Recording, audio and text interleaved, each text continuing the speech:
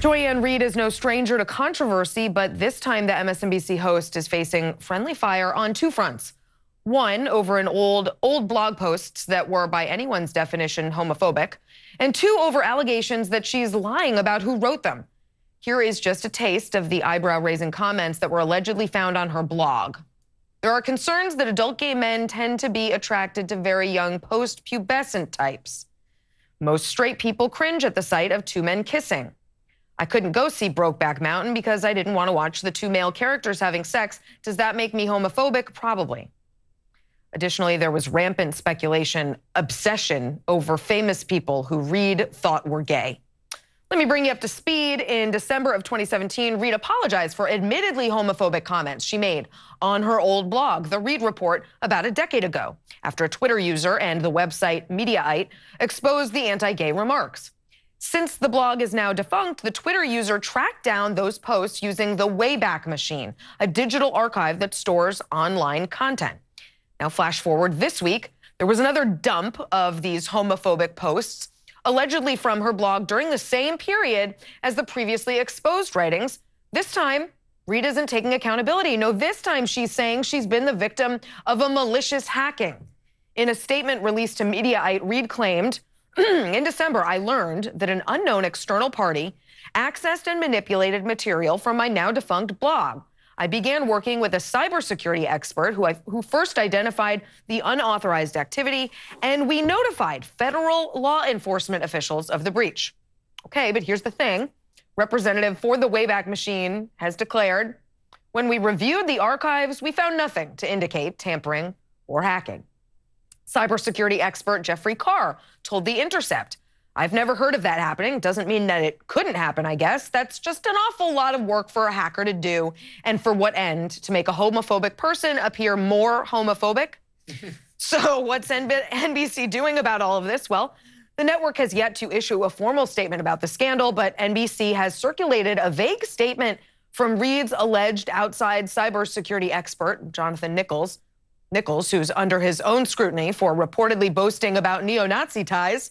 Well, he declared, we discovered that login information used to access the blog was available on the dark web and that fraudulent entries featuring offensive statements were entered with suspicious formatting and timestamps. Regardless, Reid is already experiencing backlash. The LGBT organization PFLAG announced yesterday that it is rescinding an award it planned to give her. And The Intercept co-founder Glenn Greenwald writes, only one of two things can be true here, and they are both rather consequential. Either A, hackers found a way to effectively alter the digital archives of the Wayback Machine, or B, this major TV news personality is lying. He also writes as to why it's gotten so little liberal media coverage.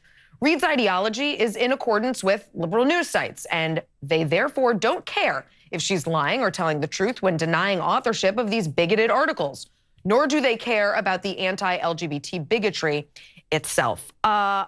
Dave, let's both, you and I, agree on a point. People can evolve in their opinions. Absolutely. They can change their minds. I've done that. I'm sure you've done that. Is the indictment here that Joy once said some truly tasteless and homophobic things, or is it that she is likely lying about it?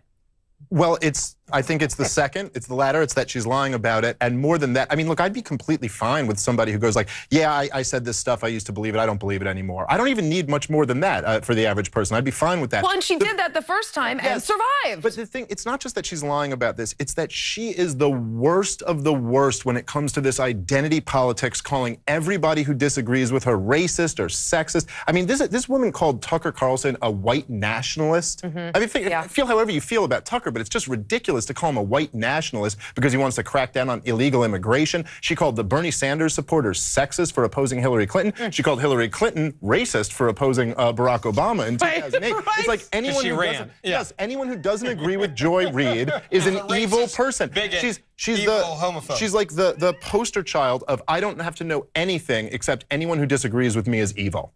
Ben. Yes, blogging while white, by the way, would get you fired for this. Well, look, let's talk about this. This puts MSNBC in a very uncomfortable, I will say untenable position. You know, if this were someone, as you said on Fox. If there was any conservative or any white guy that blogged this while being white, they would be Or male, fired right. right now. Or blog while being a male, you would be fired right now. But because she blogged as an African-American woman and as she's on the left, they are probably going to do everything they possibly can to save her career and spare her from being fired. But can they? I mean, the Atlantic's come out now but they against still haven't her. fired her, so they're clearly... Greenwald. They say they're investigating. Right. I'm not mad at that. You can investigate it. I think they should. But you've got the New York Times reporting the story, CNN reporting the story, PFLAG taking the award away. It's not as though everyone's circling the wagons. No, I think it's fair to say that outside of conservative media, this story was kind of slow played by the liberal media and the mainstream media. And it's only, you know, it took a little while to get there, but I think they're there now. And look, I agree with you. I don't think MSNBC should be firing her right now. Investigate. Yep. Find out what happened. If she got hacked, that's a pretty big deal. If she's lying, she should, at this point, if she's lying, they should fire her. But do an investigation. I'm sick of this. You know, we see this too often now. Somebody does something and they're fired in 10 minutes without getting to the bottom of anything. Let there be an investigation, and if she's lying, she's gone. Why is it so hard, do you guys think, in today's climate to call balls and strikes, right? I mean, I had no problem criticizing Sean Hannity for failing to disclose some of the things that he did. I like Sean Hannity, but I thought he was wrong in that instance. Why is it so hard? Why do we put tribalism in the media before journalism? Why aren't more journalists coming out and saying, I like Joy Reid. I hope this isn't true. But if it is, that's bad, and she should be fired for it. You can't be on television lying to viewers, lying to your employer, lying about some of the things that you said, and stay and have a platform. But here's the thing. Yes, you can if you fit the narrative that they want or the idea that they're trying to sell to an audience. And MSNBC is a very liberal network where she is right in their wheelhouse, and I think that there's a reason why she's still there right now. Well, she was in their wheelhouse until she wasn't. Remember when they took her off air, and then there was a lot of blowback, and they put her right back on. I mean, they're pretty craven. But final question to you, Andy. Yeah.